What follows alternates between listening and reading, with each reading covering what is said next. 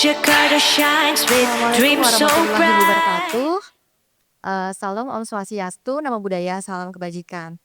Selamat sore rekan-rekan semuanya yang sudah hadir pada acara Jakarta Future Festival 2025.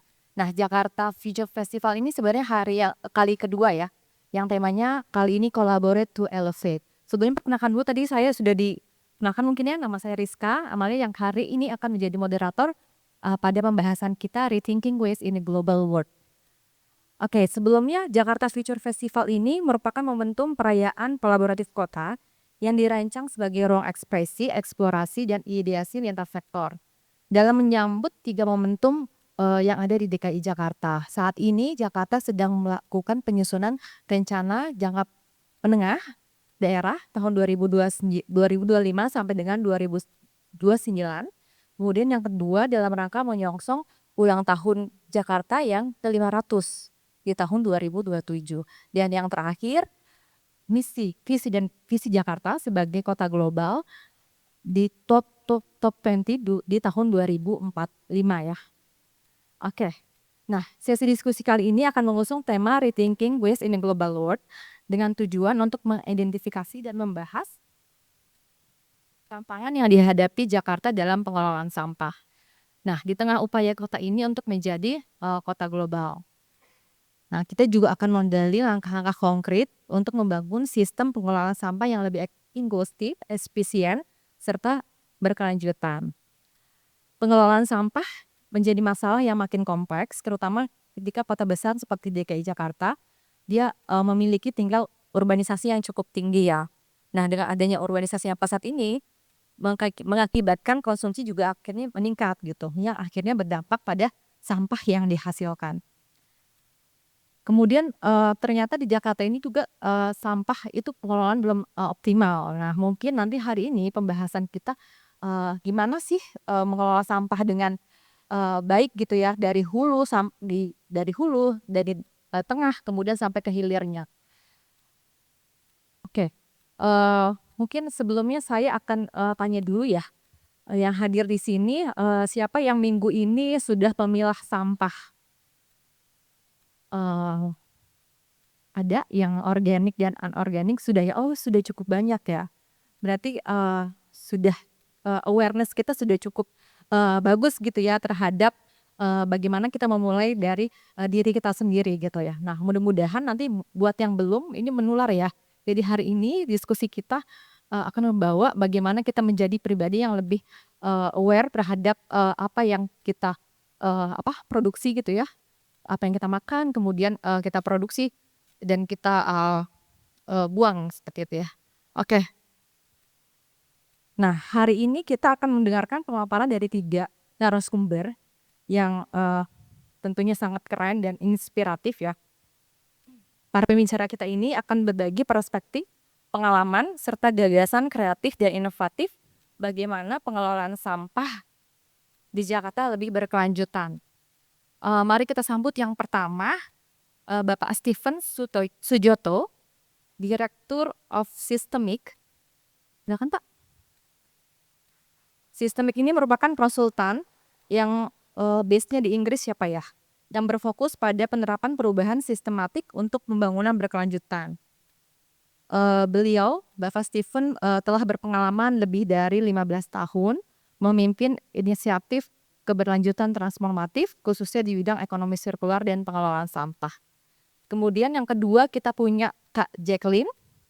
Beliau adalah CEO dan co-founder Eating. Nah, beliau punya yang memiliki inisiatif untuk mengurangi sampah organik ya, terutama dari sampah makanan. Beliau juga seorang wirausahawan sosial yang tengah membangun platform Eating, sebuah inisiatif bisnis yang berfokus pada pengembangan sistem pangan berkelanjutan. Kemudian yang terakhir kita punya Mas Fritz. Mari Pak, silakan Mas.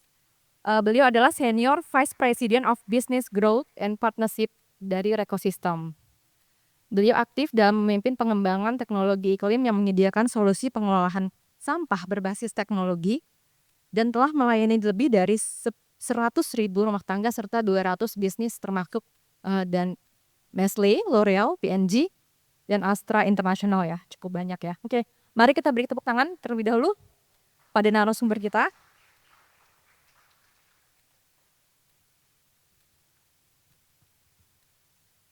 Selanjutnya kita akan memulai sesi diskusi maupun presentasi ya. Mungkin nanti dari narasumber akan membagikan atau sharing terkait dengan pengalaman maupun apa yang sudah dilakukan ya oleh masing-masing narasumber sesuai dengan bidangnya dan keahliannya. Nah, masing-masing kami beri waktu 10 menit ya untuk memaparkan maupun memberikan tanggapan. Pembicara pertama kita adalah Bapak Steven. Beliau memiliki keahlian dalam desain dan pengembangan solusi untuk percepatan sistem transformasi, terutama dalam ekonomi sirkular, bahan, dan manajemen limbah. Nah, mungkin perlu kami sampaikan juga ya Pak, di Jakarta itu mungkin sebagai informasi memang kita sudah punya sistem juga sudah punya memiliki pengelolaan sampah gitu ya dari hulu, tengah maupun hilir. Jadi kita sudah melakukan juga namanya kupilah gitu ya, kumpul, pilih dan olah gitu. Kemudian kita juga sudah melakukan penggunaan kantong sekali pakai, kemudian kita juga sudah punya bank sampah. Nah, lalu kita juga di sisi tengahnya kita punya 17 TPS 3R, kemudian ada sekarang sedang dibangun ya RDS di Rorotan. Kemudian di hilirnya kita sudah memiliki yang saat ini sudah over capacity yaitu di Bantar Gebang TPS-T dan sudah punya juga PLTSA ya. Nah, mungkin untuk Pak Steven nih, dari pengalaman sistemik membangun ekonomi sirkular, bagaimana pendekatan sistem tersebut bisa jadi solusi konkret gitu ya buat Jakarta sebagai salah satu bentuk pengelolaan sampah gitu. Jadi mungkin di Jakarta sebenarnya kita sudah banyak melakukan hal untuk mengolah sampah ya, tapi mungkin belum cukup optimal. Nah, mungkin bisa cerita juga dari sistemik gitu ya, seperti apa langkah-langkah konkret yang bisa dilakukan oleh Jakarta. Kemudian selanjutnya mungkin sekalian, seberapa penting peran kolaborasi antara sektor publik dan swasta dalam mempercepat transformasi sistem pengelolaan sampah di Jakarta. Silakan Pak, mungkin waktunya. Oke, terima kasih Bu Rizka. Salam kenal Bapak Ibu semua, juga ke Bu Jacqueline dan Mas Fritz. Oke, terima kasih sudah hadir. Salam kenal, nama saya Stephen dari Systemic. Dan saya ini mulai di bidang persampahan sebenarnya belum lama ya. Mulai di 2021, saya mulai di persampahan. Sebelumnya ini saya ada di memberikan advisory service untuk gambut ya, restorasi gambut, dan sebelumnya lagi di digital transformation. Memang agak bervariasi ya background saya. Dan saya coba sedikit tentang Systemic. Systemic sendiri ini kita sebutnya kita sistem change leader company ya kita bilangnya. Kenapa? Karena kita percaya dunia ini memerlukan perubahan yang cukup mendasar ya untuk menuju dunia yang lebih berkelanjutan. Dan perubahan ini hanya efektif apabila dilakukan dengan pendekatan sistem. Karenanya kita tagline-nya itu system change leader gitu ya. Dan kalau kita memang fokus di sektor berkelanjutan ya. Di sini kita ada beberapa grup. Ada grup yang fokus di circularity ya, material circularity, ada yang fokus di bidang nature based solutions ya, solusi berbasis alam. Ada juga dibilang renewables ya, energi, dan terakhir sustainable finance ya, dari sisi pendanaan. Dan kebetulan saya bagian dari tim materials and circularity karena ini pendekatan berbasis sistem, jadi pekerjaan kita ada yang typical advisory gitu ya, manajemen consultant, berbagai macam riset-riset ya, kita ada rilis berbagai paper di circularity in this case, dan juga kita membentuk koalisi ya, karena untuk membawa perubahan ini perlu multi pihak ya. Tadi ada disinggung sedikit, keterlibatan multi pihak sangat penting. Dan terakhir kita juga ada beberapa proyek yang bias to action ya, jadi berbasis ke bagaimana kita melakukan tindakan nyata, nanti dampaknya juga lebih terasa gitu langsung ya. Flagship project kita Project Stop nih sudah mulai dari tahun 2017. Dan juga financing ya, ini ada beberapa kerjasama dengan lembaga-lembaga internasional seperti Lombard Odier, dan kita ada spin-off Systemic Capital gitu ya. Jadi ini kita coba pendekatan dari berbagai sisi untuk membawa perubahan secara sistem gitu ya. Oke, khusus kerjaan di Indonesia yang terkait dengan persampahan, sebenarnya perjalanan ini sudah dimulai dari 2017 ya. 2017 kita mendapatkan dukungan dari salah satu pendonor ya. Mereka ini pendonornya kebetulan di Austria ya. Mereka berpikir bagaimana nih kita bisa memberikan dampak nyata langsung ya untuk pengurangan sampah plastik di laut. Nah, dengan itu kita bereksperimen ya. Eksperimen itu menjadikan Project Stop, di mana kita coba melihat salah satu root cause ya, salah satu sebab utama dari polusi sampah ini karena ketiadaan layanan sampah, terutama di kabupaten dan juga pulau-pulau terpencil. Nah, itulah konsep Project Stop. Kita mau mengadakan sistem tersebut, kalau bisa secara sirkular, dan sistem itu sendiri bisa bertahan terus secara ekonomi. Ya, itu Project Stop. Kita mulai di Kabupaten Muncar, itu di ujung tenggara Banyuwangi, dan dari situ ekspansi ke 2 kecamatan lainnya, dan akhirnya mulai di 2021 kita berhasil untuk 1 Kabupaten Banyuwangi ya, untuk mengadakan sistem pengumpulan sampah berbasis sirkular untuk masyarakat di 1 kabupaten gitu. Dan selain aksi nyata gitu ya, kita implementasi, kita juga memberikan advisory service ya, seperti ke Kabupaten Malang, dan juga untuk ke KfW, ADB, World Bank, dan juga Selaras ini, USAID. Dan ini semua bagaimana caranya kita melihat ada poin-poin utama ya, sehingga secara sistem mendukung lebih lanjut pengadaan sistem persampahan yang lebih kuat ya. Apakah itu dari sisi pendanaan, kebijakan, seperti yang ini kita juga baru sadar ternyata sampah itu bukan pembiayaan yang wajib mandatory ya di pemerintahan. Mandatory spending itu biasanya di edukasi ya, dan juga kesehatan. Sampah tidak. Nah, ini kita advokasi untuk naik dengan ini pendanaan secara tidak langsung nanti bisa lebih banyak ya, dan tertangani lebih baik ya. Ini beberapa journey kita ya, dari percobaan ini membawa ke skala lebih besar, dan kita coba intervensi beberapa poin-poin yang secara sistem cukup kritikal gitu. Oke. Nah, ini karena ini lebih gambaran lebih lanjut mengenai Project Stop ya, Project Stop dan Stop Banyuwangi. Karena ini bias to action ya, tentu saja kita bisa melihat dampak langsung seperti pengumpulan sampah. Kita sudah memberikan akses ke sekitar 600.000 populasi, sekitar 69.000 ton sudah berhasil dihindari dari pencemaran lingkungan, dan juga kita dengan fasilitas-fasilitas tersebut kita berhasil menciptakan sekitar 200, hampir 270 pekerjaan ya.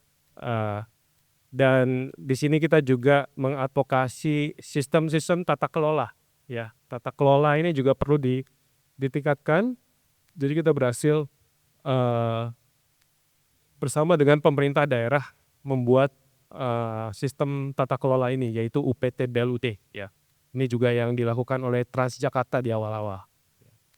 Dan justru dari praktek langsung nih, banyak sekali pembelajaran-pembelajaran ya yang kita dapatkan dari stakeholder kita di level lokal dan juga dari level nasional. Contohnya tata kelola ya, kita perlu tata kelola yang jelas, harus ada institusi untuk operator dan regulator, ini harus dipisah gitu ya. Ini juga salah satu hasil analisa kami, dan juga dari sisi tata kelola ini harus dipisah, harus dibuat hybrid ya. Centralized seperti yang di negara maju biasanya cukup centralized, tapi ini tidak bisa, harus hybrid juga dengan yang level desa ya. Dengan kerjasama antara level centralized di kabupaten dan desa dan membuat skema yang jelas ya, win-win, ini baru bisa jalan gitu ya. Jadi tetap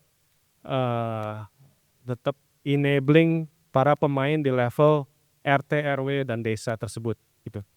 Dari sisi financial juga kita explore berbagai macam, dari sisi digitalization ya, penggunaan mobile apps nanti tentu saja tidak secanggih dari rekan saya Mas Trits dari ekosistem, tapi kita coba nih minimum viable product-nya ya, MVP-nya. Dan juga dari sisi EPR kita juga berhasil registrasi plastik kredit, jadi kita coba semuanya ya. Justru kita cukup beruntung mendapatkan platform Project Stop ya, Stop Banyuwangi, sehingga kita bisa eksperimen macam-macam, sehingga syukur-syukur di ujungnya ini hasil pembelajaran ini untuk Indonesia ya, sehingga jadi referensi selanjutnya gitu. Dan kalau dari sisi partnership, kita titik beratnya sangat besar di partnership, bisa dilihat ini dari pemerintah, swasta, sipil, akademisi, semua kita ajak kerjasama, karena memang ini perlu kerjasama semuanya ya. Tidak bisa kita exclude pihak manapun ya, harus ikut bareng-bareng. Nah, dari pembelajaran itu semua kita coba melihat ya isu di Jakarta. Kalau isu di Jakarta, kita melihat salah satu yang sudah sering kita dengar dari bertahun-tahun yang lalu ya, sebenarnya PPA ya, Bantar Gebang. Dan dari data terakhir nih 2024, ternyata 86% dari sampah yang dikumpulkan itu semua langsung ke TPA ya. Sangat besar ya ke TPA. Jadi hanya sekitar 14% saja didaur ulang ya, tidak sampai di TPA. Nah, tentu saja ini membebani TPA ya, TPA cepat sekali penuh, padahal pengoperasian TPA ini sangat-sangat mahal ya. Nah, kalau kita lihat lagi dari sampahnya itu sendiri, ternyata sebagian besar itu sampah organik ya. Jadi sampah organik yang sekian besar ini di TPA, ini tentu saja isu metan ya, di mana lebih potent ya, berapa kali lipat dibanding karbon dioksida untuk efek gas rumah kaca, dan juga penimbunan sampah organik yang banyak ini berbahaya sekali di TPA itu sendiri ya. Bisa ada kebakaran, ledakan dan lain, dan juga licit ya, pencemaran lingkungan. Nah, untungnya dari pemerintah DKI Jakarta sudah ada proyek yang cukup ambisius ya, dan mahal juga, ada RDF ya, RDF plan dan juga waste to energy ya. Dan ini memang sangat baik untuk jangka panjang ya, ini akan mengurangi beban ke TPA, tapi yang kita lihat dengan infrastruktur dan proses yang ada ini kurang optimal ya, kurang optimal dan kelihatannya tidak akan bisa berkelanjutan. Kenapa?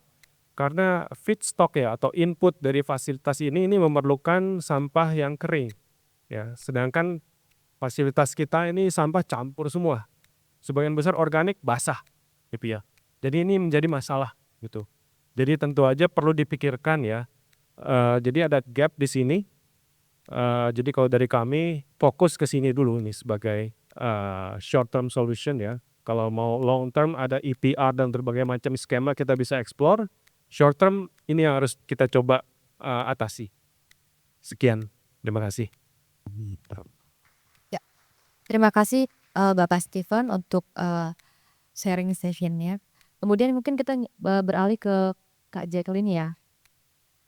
tadi nyambung juga dari, paparannya Kak Steven ya, terkait sampah organik ya, mungkin kita akan bicara lebih lanjut dengan Kak Jacqueline.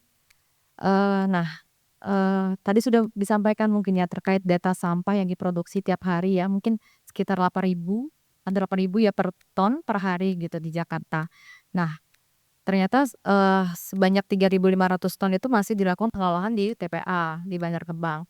Jadi dari sampah organik itu sendiri ya udah 50%-nya gitu ya dari, sampah yang kita produksi seperti itu. Nah, di sisi lain kita juga melihat, di saudara-saudara kita itu banyak yang kekurangan gitu ya. Kita buang-buang sampah gitu, sampah, makanan gitu, tapi, teman-teman kita ada yang, kelaparan gitu. Nah ini, bagaimana nih, menyikapinya? Sebenarnya tantangan utama yang kita hadapi dalam mengajak masyarakat Jakarta itu, eee, apa gitu ya, khususnya, generasi muda yang mungkin, awareness-nya memang harus dibangun sejak dini gitu. Kemudian, eee, bagaimana peran, pendidikan dan strategi perubahan perilaku, bisa memperkuat upaya pengurangan limbah, terutama limbah makanan dan pemilahan sampah. Nah mungkin dulu, bisa. Silakan waktunya Kak. Oh, pos. Tes. Oke. Makasih, Fariska. Suaraku kedengeran nggak ya? Jelek ya? Oke. Sebelumnya terima kasih udah diundang ke acara ini ya, Jakarta Future Festival nih bareng orang-orang hebat di kanan kiri yang mungkin lebih paham sebenarnya seputar pesampahan. Tapi aku akan memberi, tambahan konteks aja yang mungkin berkaitan dengan pangan. Karena sebenarnya kalau dari sisi expertise aku sendiri background-nya di teknologi pangan. Dan memang, pengalaman tuh lebih banyak di industri pangan dan sekarang Eating sendiri juga fokusnya bagaimana sih bisa membangun ekosistem yang mendukung bagaimana sih kita bisa, membuat pangan lebih berkelanjutan, kurang lebih seperti itu. Tapi memang Eating sendiri ini berawal dari sebuah gerakan dan komunitas yang grassroots banget sebenarnya di Jakarta. Karena aku bangun ini, bareng sama teman-teman, jurusan teknologi pangan ya sebenarnya, awalnya di tahun 2019. Jadi, dari situ sebenarnya kita ada keresahan nih gitu sama masalah yang ada di Jakarta, yang udah disebutkan sama Kariska juga sebenarnya. Selain tingginya angka kelaparan, tingginya juga angka, sampah makanan gitu. Dan di sini kita melihat ternyata root cause-nya itu, sangat-sangat sistemik ya. Nyambung nih sama tadi pembahasan permasalahannya adalah permasalahan, sistem sebenarnya, dari sistem pangannya sendiri yang nggak beres sebenarnya. Jadi, kalau kita ngebahas, sistem pangan itu, khususnya sistem pangan dan berkelanjutan tuh ada 3 aspek, 3 pilar. Yang pertama itu, pilar dari sisi agrikultur yang berkelanjutan, yang kedua dari sisi nutrition, dan yang ketiga adalah isu tentang kesampahan ini. Jadi, dari sisi pangan yang hilang maupun, sampah makanan gitu ya. Yang sebenarnya 3 aspek ini yang perlu kita address kalau kita ngebahas sistem pangan, dan itu semua saling berkaitan. Itulah kenapa nggak bisa dipisahkan gitu. Dan ini kita menyadari tahun 2019 dan akhirnya kita mencoba mulai dengan edukasi ke anak-anak muda tentang sistem pangan sebenarnya. Jadi kita mencoba untuk menyampaikan permasalahan pangan ini secara menyeluruh. Jadi bukan cuman kita mendorong, oke kita harus makan yang sehat, makan yang organik, tapi lebih kompleks dari itu. Nah dari sini akhirnya memang edukasi-edukasi yang kita lakukan, kita mencoba untuk membangun narasi yang mungkin lebih, bisa masuk ke anak muda. Karena sebenarnya informasinya itu ada dari NGO mungkin ya secara global atau mungkin, sebenarnya organisasi-organisasi yang sudah coba untuk menyelesaikan masalah ini sudah membuat kayak report-report gitu ya, dan juga informasi yang cukup komprehensif gitu, how to-nya. Tapi memang itu sangat sulit untuk diakses dan mungkin lebih ke bahasanya gitu ya, susah gitu dimengerti, dan bagaimana kita bisa meningkatkan awareness kalau memang orang susah untuk mengerti, informasinya. Jadi kita coba translate itu ke bahasa yang mudah dan bangun narasi lewat komunikasi yang bisa masuk ke anak muda. Jadi kita mulai lewat sosmed, kita bikin konten, simpel itu aja sih, kita buat konten karena kita masih mahasiswa baru lulus mau ngapain gitu ya, nggak ada modal, nggak ada apa-apa ya, paling mudah adalah kita bikin konten di sosial media, kayak gitu. Nah dari situ kita bergerak, akhirnya di tahun pertama kita di-notice langsung karena waktu itu zaman-zamannya SDG lagi kencang-kencangnya nih. Jadi waktu itu kita menggalakkannya 2 SDG, nomor 2, Zero Hunger, dan nomor 12 Responsible Production and Consumption. Dan dari 2 ini akhirnya, kita coba angkatlah isunya biar lebih relevan juga buat organisasi lainnya. Sampai akhirnya dinotis juga waktu itu sama UN sama FAO, dan kita diajak kerjasama di tahun pertama untuk mulai bikin program-program edukasi yang rutin setiap tahun ya, khususnya saat World Food Day. Dan dari sini mulai muncul project-project di luar tadi konten gitu ya, project-project yang sifatnya memang lebih coba untuk edukasi ke publik seperti itu. Yang akhirnya berujung pada kalau sekarang udah sampai ke korporat dan banyak pihak lainnya juga gitu. Nah itu kurang lebih seputar eating. Nah sekarang untuk menanggapi tadi ya pertanyaan dari Kariska tentang permasalahan sampah organik. Sebenarnya tadi datanya udah dipaparkan juga gitu ya, bahwa sekitar 50%, 53% dari sampah yang ada di Jakarta, yang ada di TTA ini adalah sampah organik. Dan hampir semuanya ini adalah dari sisa makanan. Jadi kalau kita membahas tentang awareness, sebenarnya selama hampir sekitar 5 tahun lah ya, 5 tahunan kita bergerak, kita fokusnya memang lebih banyak di awareness. Jadi bagaimana sih kita membangun narasi tentang si sampah makanan ini. Tapi yang menjadi permasalahan adalah kalau kita ngebahas awareness tuh nggak cukup, karena itu cuma nyentil sedikit gitu ya, apalagi ke anak muda. Dan sekarang sebenarnya kalau kita ngebahas generasi anak muda di sini mungkin aku masuknya ada Gen Alpha, Gen Z sama milenial, masih muda semua ya, tiga-tiganya. Itu udah sangat aware gitu dengan dengan masalah sampah kita.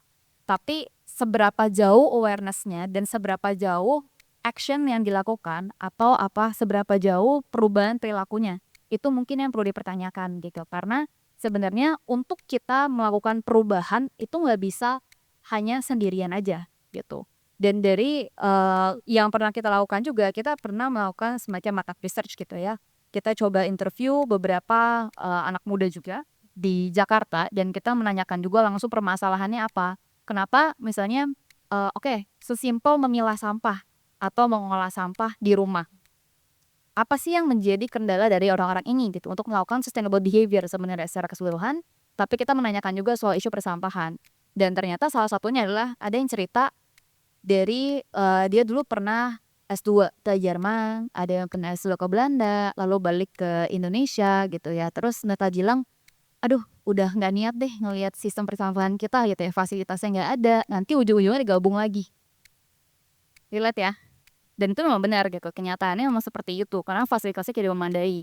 Jadi sebenarnya kalau kita membahas awareness tuh nggak cukup, dan kalau kita mau membahas tentang perubahan perilaku gitu ya, menurut aku memang harusnya kita bekerja sama, tadi kerjasama multi-pihak itu sangat penting.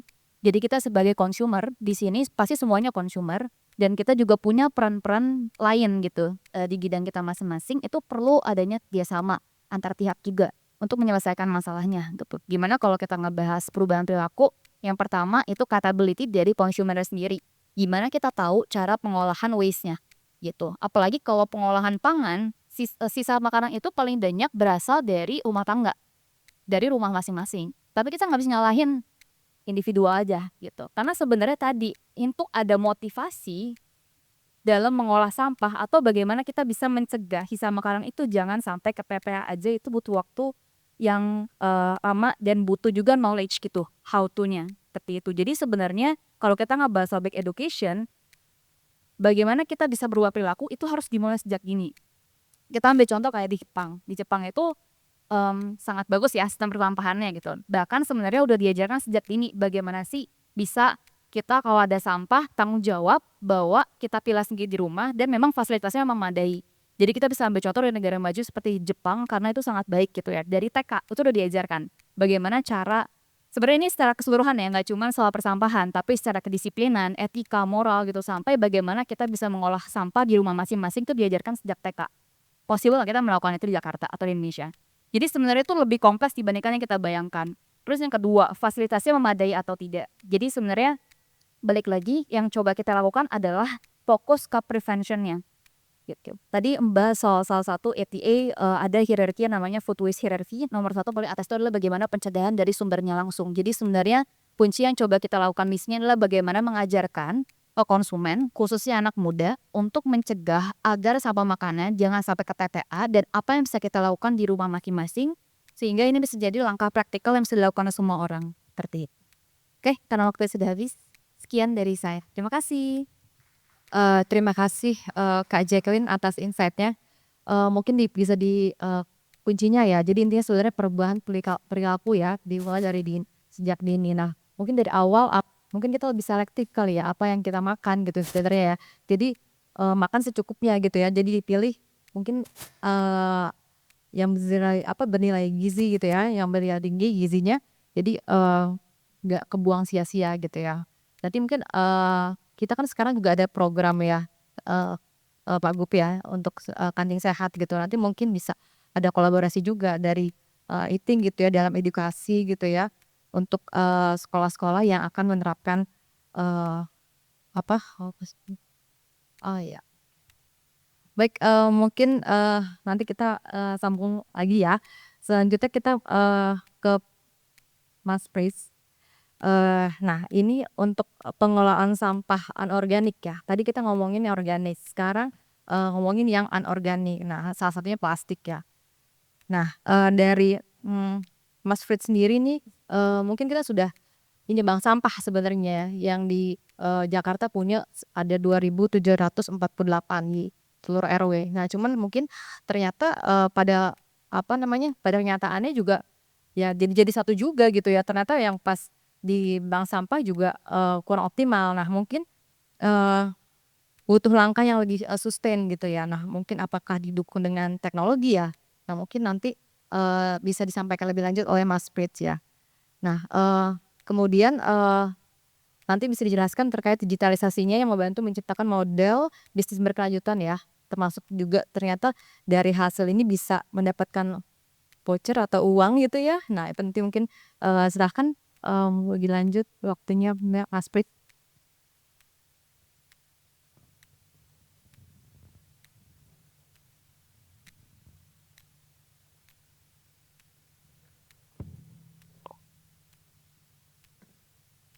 Tes. Assalamualaikum semuanya, selamat sore. Salam kenal, saya Prits dari Rekosistem. Mungkin sebelum saya masuk ke slide tadi gitu ya. Sebenarnya Rekosistem itu kami tidak hanya kelola anorganik aja, Mbak. Karena memang kami pada dasarnya kelola sampah secara munisipal untuk beberapa proyek. Jadi tentu Rekosistem tidak bisa pilih-pilih sampah. Semuanya pasti kita terima gitu, termasuk bahkan pengolahan sampah residu gitu.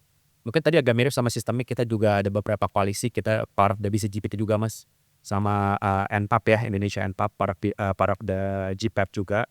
It's an action partnerships to tackle mainly plastic pollution sih. Gitu. Next.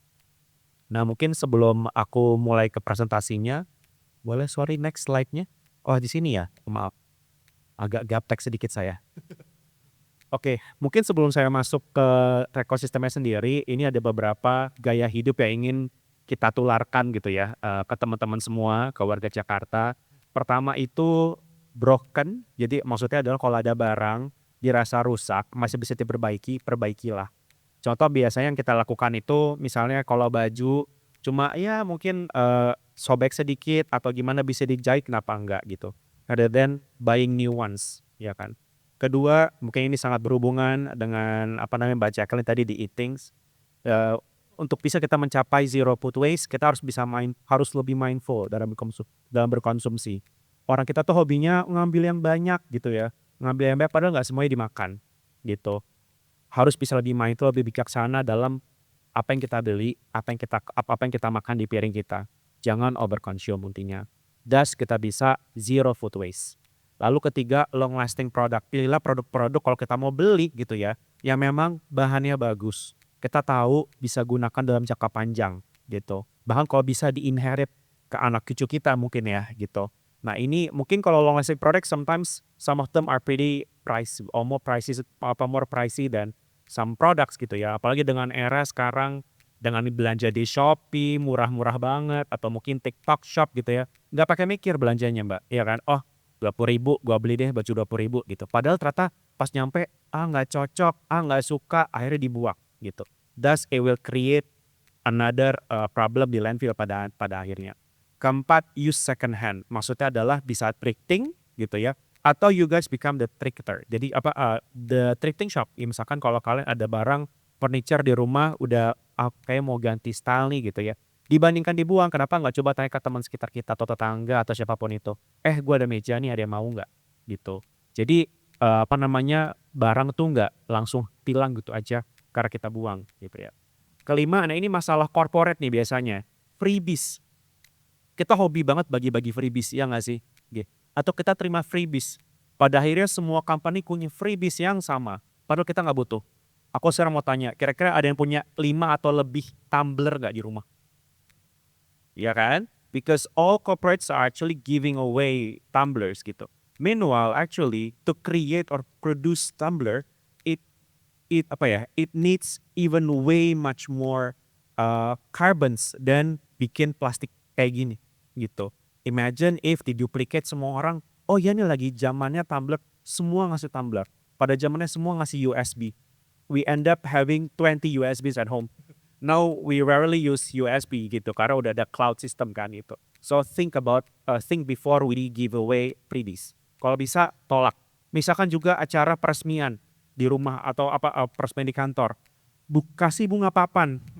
I'm sorry but it ends up in the landfill. Nggak bisa di recycle sayangnya gitu. So kayak misalkan kayak Recostem kemarin kita ada peresmian kantor baru, kita udah bilang di undangan, tolong jangan kirim karangan bunga gitu. Jangan, karena itu jadi sampah lagi. Terakhir adalah recycle. Recycle yang dilakukan sama Recostem ini terakhir. Recycle is terakhir guys. Reduce, reuse, recycle. So first is reduce, second is reuse, third itu last banget tuh adalah recycle gitu. Next. Oh, lupa pakai ini. Nah, jadi less is more. Jadi kalau Marie Kondo bilang gitu ya, ayo kita lebih minimalis gitu hidupnya gitu. Karena kunci dari minimalis adalah jadinya bisa less waste gitu ya.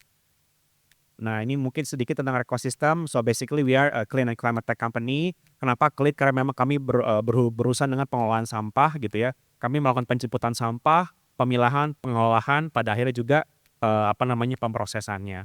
Kenapa climate? Karena kami terima juga sampah residu. Yaitu sampah-sampah yang memang udah nggak bisa diolah lagi gitu. Jadi mau nggak mau kita coba cari cara mainly to jadi waste to energy. Either itu RDF, is it the best solution? It's not. Is it the most sustainable one? It's not. But unfortunately with the volume that we receive, ya RDF is one of the things lah gitu untuk bisa menukar bisa tidak terlalu tergantung dengan sayangnya di Indonesia masih kebanyakan coal base ya untuk co-firingnya gitu. Lalu kita juga establish itu tadi selain waste management system, ada juga waste stations. Mungkin teman-teman di sini ada yang pernah ke waste station kita, setor sampah, yeay, terima kasih walaupun cuma ada 1, oh ada 2. Jadi kita juga meng-establish facility di ruang-ruang publik. Termasuk juga kita kerjasama sama Pemprov Jakarta dan anak-anak perusahaannya, contoh salah satu adalah MRT Jakarta. Kami punya waste station, kami juga ada reverse vending machine di beberapa titik di kota Jakarta. Lalu juga ada aplikasi ini tadi solusi berbasis teknologi, di mana aplikasi ini memudahkan masyarakat atau pengguna untuk setor sampah dapat insentifnya berupa poin gitu ya. Jadi per kilogram sampah itu dapat poin yang bisa ditukarkan menjadi digital wallet ataupun voucher belanja tadi gitu. Lalu kita juga ada dashboard untuk B2B clients, basically untuk pelaporan sampahnya. Nah ini data impact kami per akhir 2024, we have managed almost 90,000 metric tons. Untuk sampai semester 1 tahun ini kita sudah mencapai 120,000 metric ton sampah, knowing that we are also expanding to more cities. Recosystem sudah hadir di 9 provinsi, di lebih dari 20 kota. Kami juga sudah memiliki 13 metro recovery facilities. Di semester alone kita nambah 3 hub baru gitu. Jadi fasilitas pengumpulan materi disinilah terjadinya pemrosesan sampah itu sendiri gitu ya. Kami juga sudah memiliki 34 waste station di akhir 2024. Tahun ini kita menjadi 40 waste station. Processing and recycling rate kita di angka 53,3% gitu. Kenapa belum 100% gitu ya? Tentu karena memang masih ada sampah-sampah residu yang nggak bisa diolah kembali gitu. Tapi yang pasti it's already way much higher than the national recycling rate lah, which is around like maximum is 15%. Jadi pada intinya kami adalah ekosistem di mana memang kami mengenable ekonomi sirkular itu bisa happen through beberapa digital interventions. Digital ini nggak melulu aplikasi ya teman-teman ya, tapi juga mekanisasi yang terjadi di hub kita. Ada beberapa pemrosesan pakai mesin itu pasti juga digitalizations, termasuk AI driven data model. Ini sayangnya belum ada di Jakarta. Ini canggihnya gini. Kalau ekosistem tuh kami ini ada project di Surabaya di Citraland gitu ya. Hopefully in Jakarta juga bisa kita deploy itu nggak cuma waste station di perumahan tapi ada compactor, electric truck sampai electric bike untuk penjemputan sampahnya. Nah ini masing-masing beda-beda sampah yang dijemput. Ada yang untuk jemput sampah anorganik dan juga residu gitu. Lalu ini facility kami, fasilitas kumpulan materi tadi, ada yang mix hub, jadi itu sampah campuran, baik itu sampah anorganik, organik, residu kami pilah di situ, ada beberapa pengolahan, tapi ada dry hub seperti ini. Ini khusus untuk sampah-sampah komoditi seperti plastik, PET, PP, HDPE ini kami olah di sini, ada beberapa mesin ball press, mesin caca, mesin flakes, sampai politisasi juga ada. Nah ini tadi mix hub, agak campur, ini lokasinya nggak jauh di Bantar Gebang, di Bekasi. Kenapa di Bekasi? Karena tanahnya paling murah untuk sewa, gitu, untuk kelola sampah. Nah ini portfolio kami gitu ya, kami kelola sampah di Pantai Indah Kapuk 1, 2, Citraland Surabaya itu 12.000 rumah, termasuk kalau teman-teman ke Surabaya, Pakuwon Hotel segala macam kami yang kelola. Kota Mojokerto, nah ini hasil kerjasama kami dengan Wali Kota Mojokerto dan juga beberapa produsen untuk pemenuhan EPR atau Extended Producer Responsibilities, yaitu bersama ada Ajinomoto, Unicharm, Panasonic, dan Yakult. Mereka punya tanggung jawab, mereka punya pabrik di situ dibandingkan CSR kemana-mana, kenapa nggak mereka olah sampah kotanya. Jadi kami take over TPST-nya, nah itu dibiayai oleh those producers.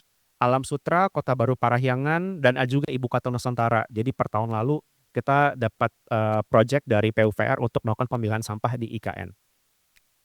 Nah ini juga ada beberapa iconic landmarks di Jakarta yang kami olah sampahnya, Menara Astra, RTX Tower, Mori Tower, Pakubuno Residence, One Satria, dan lainnya gitu. Nah ini ada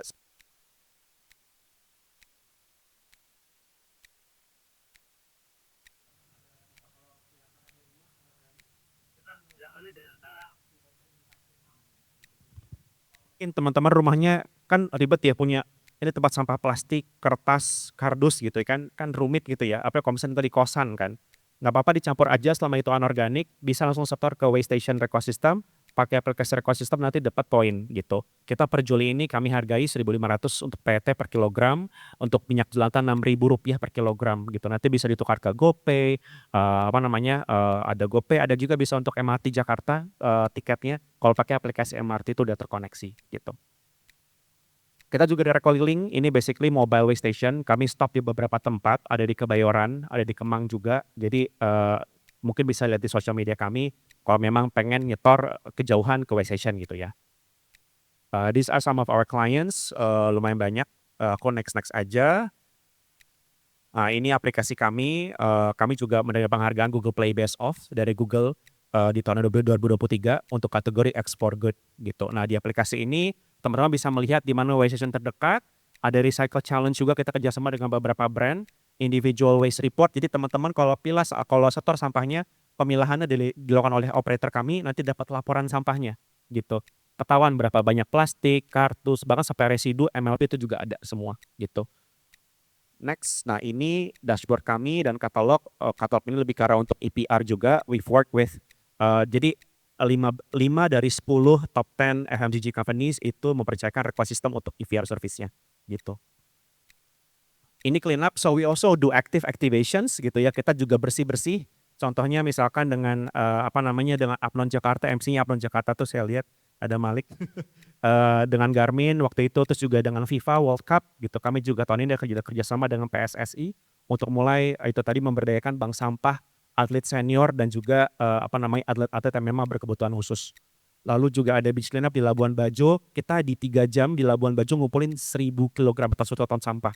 Kaget ya, jadi kalau kita lihat di Instagram gitu ya, oh keren banget Pantai Padar, tapi kalau kita lihat ke bawah, yang kanan pasirnya putih, yang kiri itu sampah semua sebenarnya. Sampah bawaan laut itu banyak banget. Kita juga ada kerjasama sama Gusti Bendoro Jogja, sama anak-anak SMA, SMK, ngumpulin 1 jam hujan-hujanan 1 ton sampah di Yogyakarta. Kurang lebih seperti itu. So planet Earth is our only habitat, it's depleting. Gak cuma ngomongin soal sampah aja, ngomongin soal soil health, kesehatan tanah, itu juga sangat berpengaruh terhadap sampah gitu ya. So we look forward to collaborate and also to become part of the solutions loh di For the Waste. Thank you. Ya, terima kasih Mas Fritz atas paparannya yang sangat menarik ya, terutama bagian akhir tadi ya. Jadi mungkin tadi yang belum pilah-pilah sampah jadi tertarik nggak? Jadi setelah pilah sampah kita bisa dapat voucher. Nah itu banyak menjadi penggerak gitu ya buat kita lebih aware dari memilah sampah dari rumah gitu. Jadi mungkin yang dicatat dari tadi Mas Prit itu bahwa digitalisasi membuka peluang besar untuk menciptakan model bisnis pengelolaan limbah yang lebih efisien dan transparan. Tapi juga kuncinya ternyata, kolaborasi ya. Jadi kita memang harus, kolaborasi lintas sektor itu tentunya akan memperkuat ekosistem, pengelolaan sampah gitu yang ada di DKI Jakarta. Dan itu Mbak, Ya. aku tambahin pendataan yang transparan dan traceable. Oh ya. Itu ngebantu banget digital karena nggak manual lagi gitu. Mungkin selanjutnya kita beralih ke, karena waktunya mungkin sudah, tidak lama lagi ya, jadi kita langsung ke sesi tanya jawab. Di sini kita buka, sesi pertanyaan, mungkin ada yang mau bertanya silakan.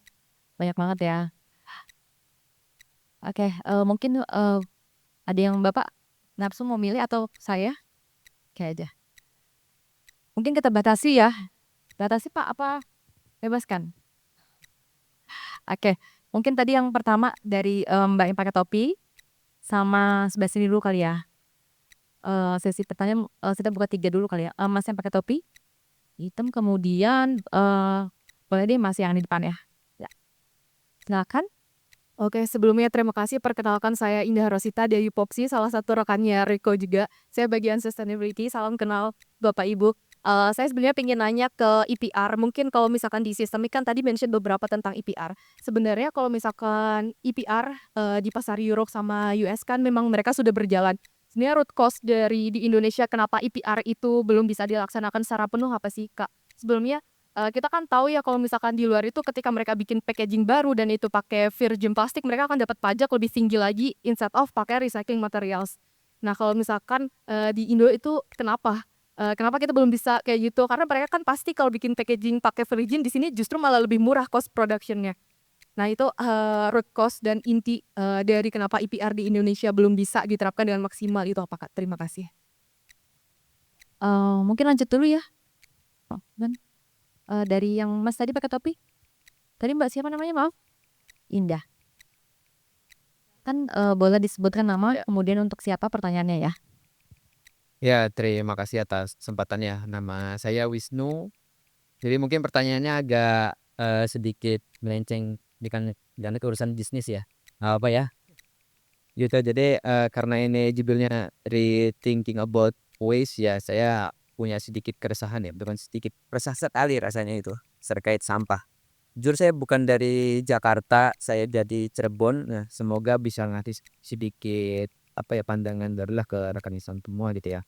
Jadi terkait persampahan ini saya sering banget ikut ya seminar seperti inilah ya ibaratnya ya. Itu jadi membuat apa ya kita semua jadi punya harapan, secerca harapan ya bahwa urusan sampah ini ada kemajuan. Tapi di balik itu di sisi lain sayang sekali kayaknya orangnya itu aja deh. My Speech lagi, terus Jacqueline lagi gitu kan ya, itu aja. Kemudian mungkin di kota-kota besar itu gaungnya luar biasa ya. Tadi saya lihat portofolionya Rekosistem juga kan banyak sekali dan tapi kayaknya masih di kota-kota besar aja ya Mas ya gitu. Nah, itu bagi saya yang ada di daerah gitu ya, di Cirebon apalagi di kampung, gaungnya itu tidak terasa ya. Gaungnya tidak terasa. Nah, itu yang membuat saya sangat resah gitu kan. Sedikit mungkin gambaran buat teman-teman ya, di yang saya lihat di Cirebon itu yang penting mindsetnya seperti ini. Yang penting itu sampah sudah tidak terlihat di depan mata saya, itu sudah selesai urusan saya. Nah, gitu. Buangnya kemana ya? Ke sungai. Ya kan sungai terus sudah hilang kan kena aliran atau enggak dibakar. Nah, pertanyaannya adalah gimana ya caranya biar gaung itu bisa terasa sampai ke sisi yang paling kecil gitu kan ya. Tadi mungkin agak sedikit jauh dari dunia bisnis, siapa tahu ini juga jadi salah satu hal yang bisa dipikirkan oleh teman-teman dari bisnis ya. Apa ya gimana caranya gitu. Apakah tadi kalau misalkan Jacqueline itu bilang awareness untuk anak muda, jangan-jangan harus ditambah lagi faktornya. Bukan cuma anak muda tapi apa ya anak-anak muda yang ada di daerah misalkan seperti itu ya. Nah itu mohon barangkali bisa di sedikit cerita bagaimana biar saya tidak resah lagi di kan yang ada di daerah. Terima kasih. Iya, terima kasih Mas Wisnu. Mungkin selanjutnya, yang di depan Masnya? Iya. Selamat sore semuanya, saya Iksan Mauludin dari Asra Infra. Saya ingin menanyakan mungkin tadi kan terkait dari Mas Stephen menyampaikan bahwa tidak semua pemerintah itu tuh memberikan budget khusus untuk pengelolaan persampahan. Nah, sebenarnya kayak kalau dari sini mungkin untuk semua juga ya. dari narasumber yang lain, ini membuka diskusi apakah Indonesia tuh sebenarnya akan baik apabila memang dalam pengelolaan persampahan itu tuh menerapkan tipping fee atau direct dari masyarakatnya langsung untuk membayarkan, misalkan mereka ingin membuang sampah akhirnya ya jadi mereka harus bayar saja per kilo atau per ton atau dan sebagainya. Nah, pemerintah itu emang kewajibannya itu untuk membangun infrastruktur yang skalanya untuk lebih besar seperti skala kewilayahan atau regional. Lalu yang kedua, tadi saya cukup menarik dari teman-teman ekosistem, dari Mas Prit, terkait bahwa dari ekosistem ini nih ada bisnis untuk collecting sampahnya. Dan kalau yang saya ketahui, untuk collecting sampah ini cukup apa ya, akan bersaing lah dengan UPTD mungkin yang ada di pemerintahan. Itu seperti apa sih, kalau bisa diceritakan cara approach ke pemerintahan itu seperti apa dan ada tantangannya tersendiri dan secara bisnis tuh tipping fee-nya itu seperti apa? Karena kan mungkin agak cukup apa ya, disclose mungkin ya. Lalu juga kepo juga nih dari ketiga narasumber ini, dari aturan di pemerintahan terkait pengelolaan lingkungan hidup itu antara pengelolaan sampah dan limbah itu sebenarnya ada regulasi yang berbeda dan saya juga cukup ingin mengetahui dari perspektif apa namanya badan usaha yang sudah terjun di bisnis ini apakah juga comply dengan regulasinya ada di mana untuk sampah kan adalah sisa hasil kegiatan aktivitas manusia, untuk limbah itu tuh adalah sisa aktivitas kegiatan usaha lah, baik itu ada limbah yang B3 maupun yang non B3. Nah itu dari teman-teman atau dari narasumber itu menanggapi terkait comply dengan regulasinya itu seperti apa? Terima kasih. Terima kasih, Mas Iksan ya tadi tanya. Mungkin langsung bisa ditanggapi, pertanyaan pertama dari Pak Wisnu terkait keresahan tadi ya dengan Pak Steven ya mungkin, atau semuanya boleh menyampaikan, misalkan. Oke. Ini terima kasih pertanyaannya Bapak Ibu semua. Tadi berarti yang pertanyaan mengenai kenapa gaungnya itu di daerah lebih tidak Iya, kasar kurang berani. itu ya? Itu berarti. Dan pelakunya itu saja orangnya. Oke. Jadi sebenarnya masalahnya sistem gitu ya, berbagai dimensi ya, bisa dibilang. Salah satu masalah utama ini balik lagi ke funding ya atau investability. Jadi waste management ini secara bisnis ini susah gitu ya. Duitnya dikit bahkan mostly ini lebih ke biaya. Ini bukan benefit ya. Benefit bisa kalau cuma yang high value aja ya. Tapi sayangnya di negara berkembang di Indonesia yang high value itu persentasenya sangat kecil. Sisanya itu low value ya, organik dan bahkan yang high value sudah diambil semua oleh teman-teman kita pemulung ya dari informal sektor. Nah, karena itulah jadi susah sekali bisnisnya apalagi di daerah. Semakin ke area yang kabupaten itu semakin dikit porsi yang valuable waste ya. Jadi itu sebenarnya. Nah, karenanya ya dari Project Stop ya kita coba justru mendesain dan juga mengimplementasikan sistem persampahan justru di daerah kabupaten ya. Bagaimana nih dari sisi tata kelola, dari sisi pendekatan masyarakat kita eksperimen semuanya ya.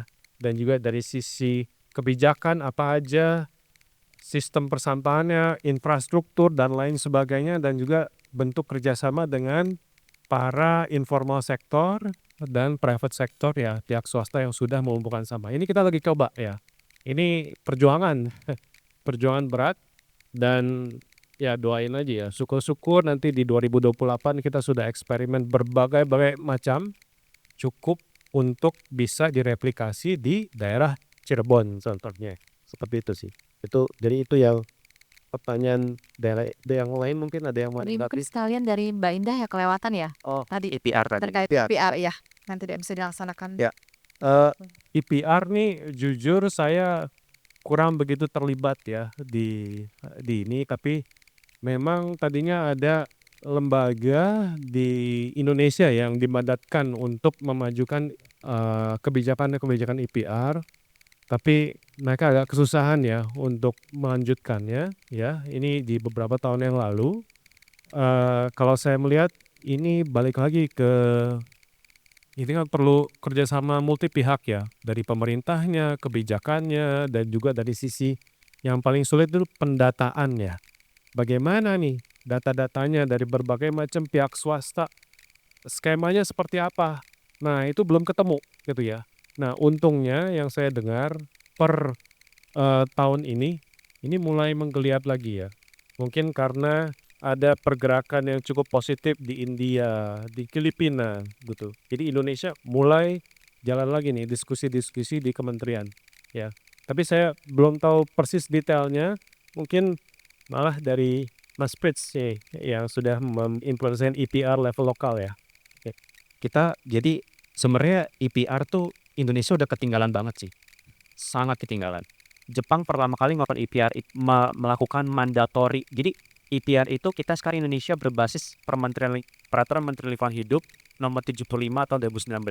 Di mana produsen itu terdiri dari produsen HoReCa, consumer goods termasuk produsen kecantikan itu diwajibkan untuk mengumpulkan paling tidak 30% sampah mereka, packaging mereka by tahun 2029 nanti. Dan by 2029 itu udah harus ada alternatif packaging yang mana memang sudah mengeliminasi MLT, multi-layer yang memang sudah tidak bisa didaur ulang, plus menggunakan 30% konten recycle di packaging mereka gitu. Nah sebenarnya itu tadi, Jepang udah ngelakuin mandatory IPR tahun 95 untuk terutama dimulai dulu kemasan kaca dan PET. Lalu mulai tahun 2000-an untuk jenis-jenis lainnya. Sedangkan di 2025 sekarang Indonesia baru mau. Jadi 30 tahun telatnya gitu. So what we need now is actually ESR, Extended Stakeholders Responsibilities. Is no longer only producers. Karena Indonesia itu dari segi geografinya aja udah nggak ideal.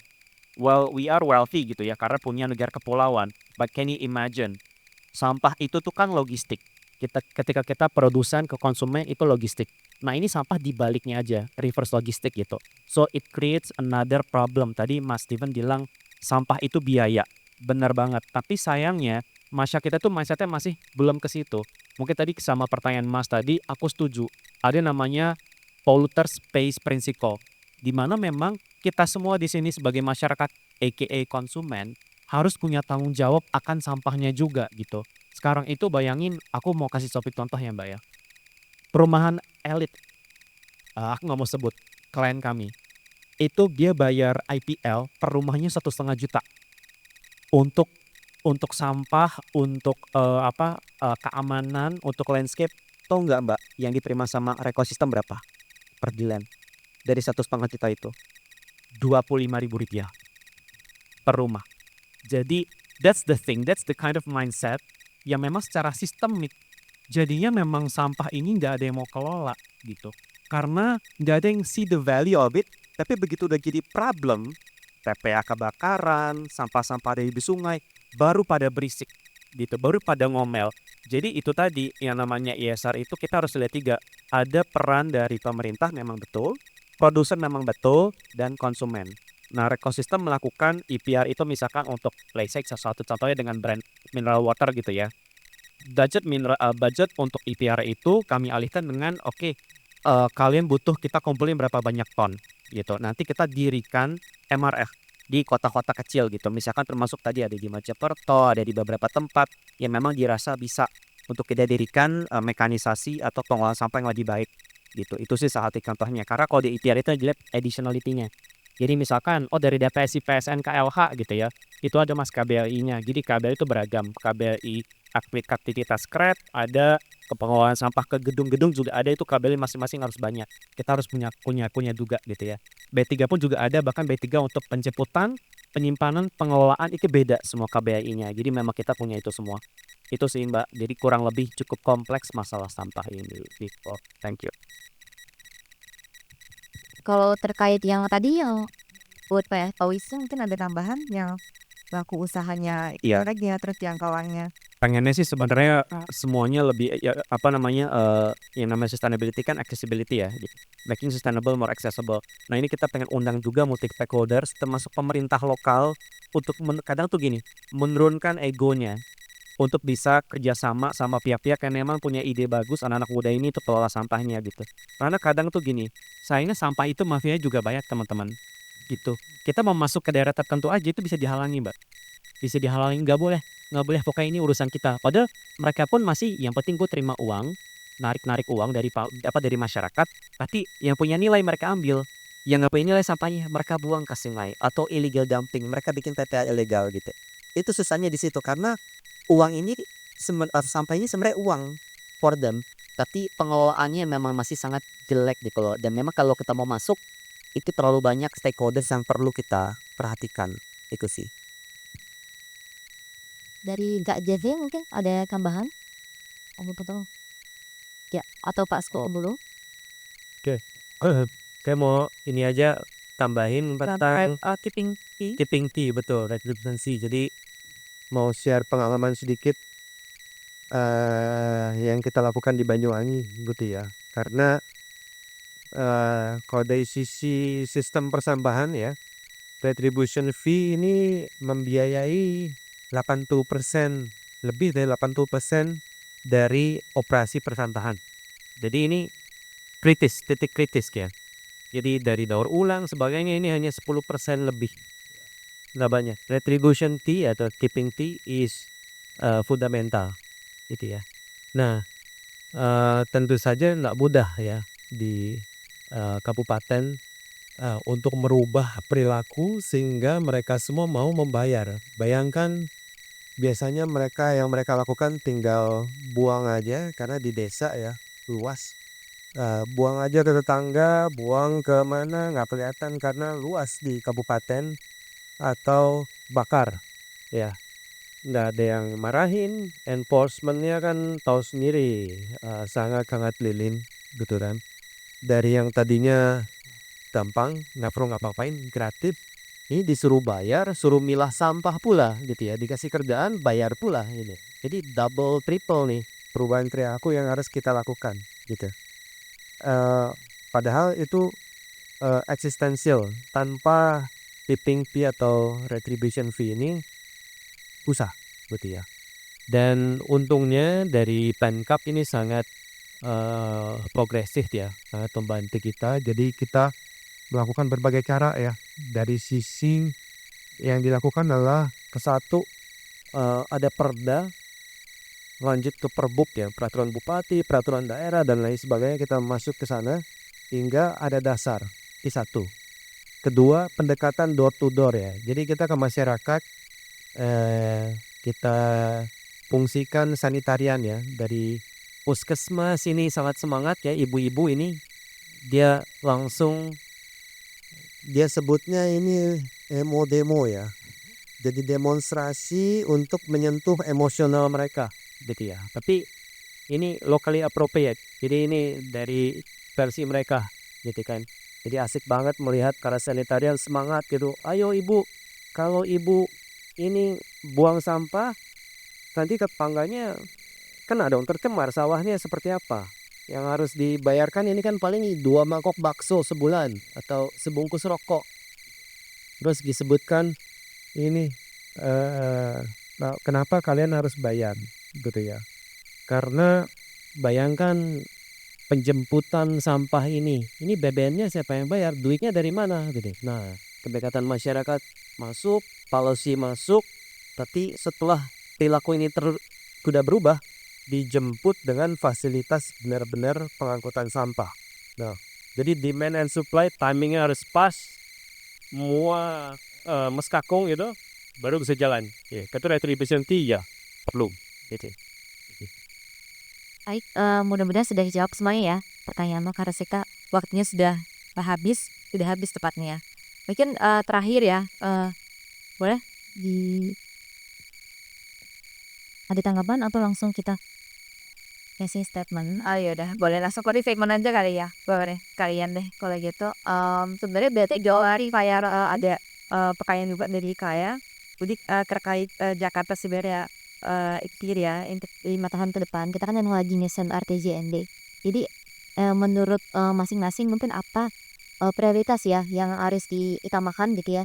Paling tidak 5 tahun ini gitu ya, kita harus lakukan terkait pengelolaan sampah itu. Mungkin sekaya sama closing statement-nya. Atas, terima kasih. Mungkin jawabanku mungkin bukannya sesuatu yang strategis, tapi ini lebih ke hal yang menurutku perlu kita tingkatkan juga gitu ya, yaitu kesadaran diri sih. Nah, sebenarnya ini kita belum bahas itu di mana sebenarnya kalau kita melihat masalah sampah, mungkin yang kelihatan adalah apa ya disusun oleh ekonomi. Jadi kalau kita mengandalkan dari sisi usaha pasti akan melihat dari situ. Tapi sebenarnya ada nilai-nilai lain, nilai sosial, nilai lingkungan gitu ya, yang sebenarnya tidak bisa kita lupakan juga dan itu penting. Dan bagaimana kita bisa membangun kesadaran diri. Jadi sebenarnya dalam planningnya pun mungkin bukan hanya strategi dalam pengelolaan di akhirnya aja, tapi bagaimana mencegahnya itu dan melibatkan segala pihak. Karena sebenarnya kalau kesadaran diri itu baik tadi dibahas konsumen, terus dari produsennya juga, dan leader-leader yang ada di baliknya gitu. Karena sebenarnya kuncinya adalah di decision maker. Itu bagaimana sih misalnya perusahaan bisa bertanggung jawab akan sampahnya, kita sebagai konsumen bertanggung jawab akan sampah kita sendiri, dan ini difasilitasi juga dukung oleh pemerintah. Jadi mungkin yang berkaitan dengan pemerintah selain regulasi adalah tadi pendanaan dan juga pendukungan pokoknya secara penuh dalam tentang masalah sampah. Karena balik lagi kalau kita mulai dari nilai lingkungannya itu tidak bisa dikembalikan lagi, irreversible. Kalau kita membahas dampak dari persampahan kita itu udah luar biasa terlambat. Jadi kalau misalnya ini kita lakukan, kita mengandalkan swasta lagi, maaf ya maksudnya swasta itu perlu banget. Dan bahkan betul kita harus berterima kasih ya seperti ekosistem dan juga teknik. Kalau aku sendiri mungkin lebih banyak dari key awareness dan mungkin butuh lebih banyak juga orang-orang leader-leader di anak muda gitu tadi membahas di Cirebon kayak menjawab. Menurutku perlu lebih banyak juga leader-leader yang ada di daerah yang lebih berisik lagi gitu ya, yang bisa mendorong juga kerjasama gitu antar pihak gitu di setiap daerah sehingga semuanya secara sistem tuh bisa didukung ya gitu Mbak. Jadi sebenarnya kalau di Jakarta sendiri menurutku akan sama juga karena sebenarnya udah banyak yang bergerak dan swasta bergerak dan dari komunitas sudah bergerak dan dari pemerintah juga sudah mulai, tapi menurutku ini perlu lebih ganas lagi tuh. How to-nya menurutku kembalikan lagi apakah pemerintah willing untuk melakukan sejauh itu atau enggak, karena aku sendiri sebagai komunitas ya capek sih sebenarnya Mbak. Jadi kalau ngebahas awareness capek, karena edukasi itu capek guys, edukasi tanpa ada dukungan dari segala pihak tuh capek. Jadi sekali lagi menurut aku ini aku balik pemerintah aja. Kalian mau dikungsi ilmu. Terima kasih. Ya, mungkin bisa saya nasib. Aku sih dukung ya apapun itu karena kita juga apa namanya member dari Jakarta Sadar Sampah gitu. Aku ketemu langsung sama Pak Aset Dinas Lingkungan Hidup di Jakarta, bagus banget. Aku tuh ngelihat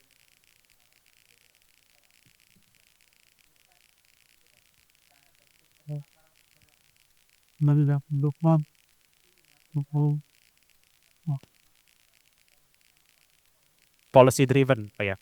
Sampah itu tes oke. Sampah itu tuh policy driven banget. Kalau nggak ada policy-nya susah reinforcement-nya gitu. Jadi memang itu tadi balik ke pemerintah. Sebagus apapun awareness-nya masyarakat nanti pun gitu ya. Ujungnya investasi terhadap pengelolaan sampahnya gak berjalan gitu ya. Misalnya tadi ada RDF rorotan gitu ya.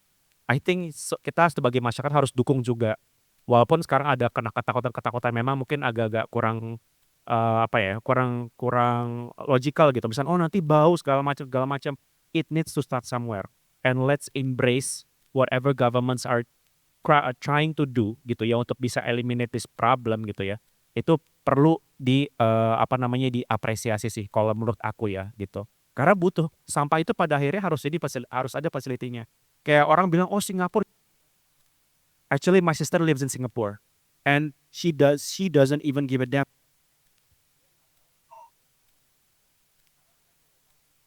Bayar mahal sampah pajaknya pada akhirnya diolah dengan baik di fasilitas pemerintah gitu. Itu jadi itu yang kita butuh dukung gitu sebenarnya. Karena kalau dibilang awareness apakah semua orang yang negara maju punya awareness soal sampah? Enggak.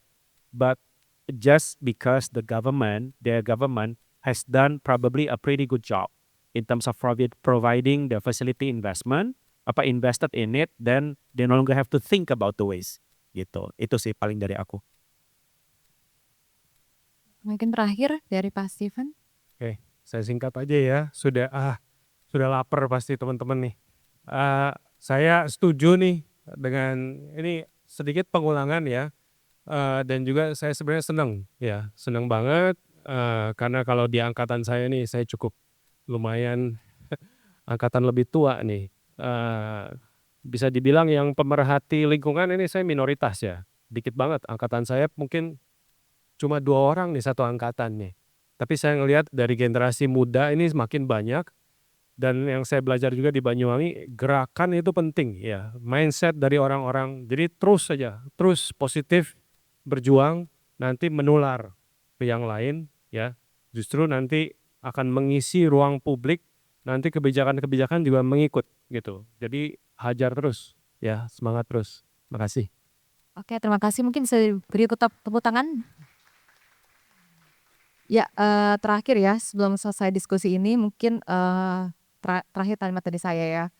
Tadi menyimpulkan dari para narasumber. Jadi memang as we rethink waste in a global world, intinya let's remember Jakarta progress depend on our shared action as a planner, kemudian educators, entrepreneurs, and also citizens. Oke. Mungkin demikian diskusi kita hari ini. Terima kasih atas kehadirannya para narasumber, kemudian kontributor yang sudah hadir ya, serta pada sesi diskusi sore ini. Selamat sore semuanya. Mungkin selanjutnya akan ada pembagian plakat ya. Oke, kita serahkan ke Em. Makasih Mbak Rizka, makasih para narasumber Bapak Ibu. Kayaknya nggak cocok saya panggil Bapak Ibu ya. Ya harusnya abang dan kakak aja.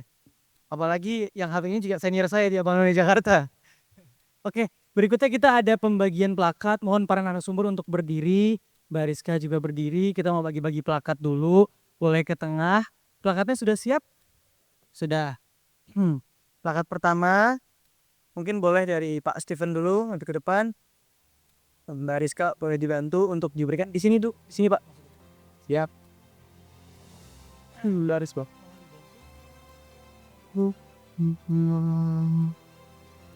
Satu temanmu.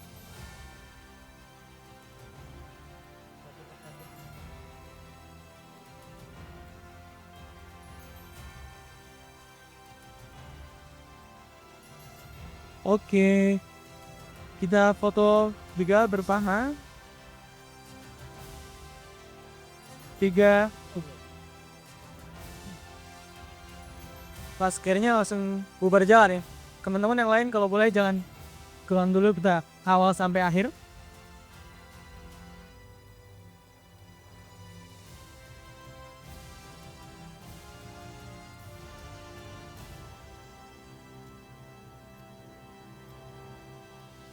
Baik, kita foto bersama dulu Pak Steven dan juga Mbak Rizka. Agak lebih ke tengah. Oke, baik. 3, 2, 1. Satu kali lagi. 3, 2, 1. Makasih Pak Steven. Berikutnya kita berikan untuk Kak Jacqueline.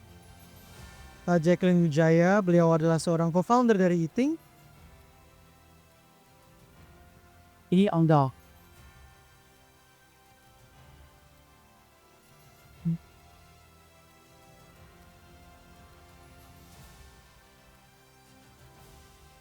Ya, ini adalah sedikit oleh-oleh dari Jakarta Future Festival 2025. Semoga bisa jadi kenangan yang indah buat para narasumber. Kita foto dulu bersama. 3, 2, 1. Satu kali lagi. 3, 2, 1. Terima kasih Kak Jacqueline. Berikutnya yang terakhir. Kak Jacqueline jangan pulang dulu, kita foto bersama dulu ya.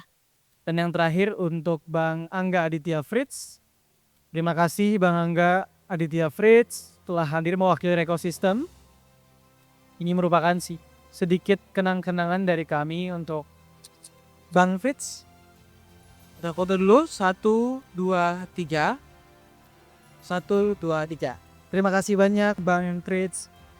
Oke, kalau gitu sebelum kita tutup kita foto bersama dulu. Terakhir kita foto bersama dulu. Kumpul dulu di tengah kita. Bentar. Iya. Oke.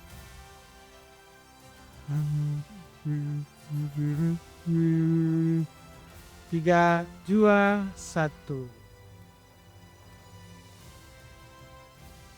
Baik, terima kasih banyak Bapak Ibu hadirin yang saya hormati, para narasumber yang saya hormati. Dengan berakhirnya sesi ini, maka tuntaslah seluruh diskusi kita di Wonder Room 02.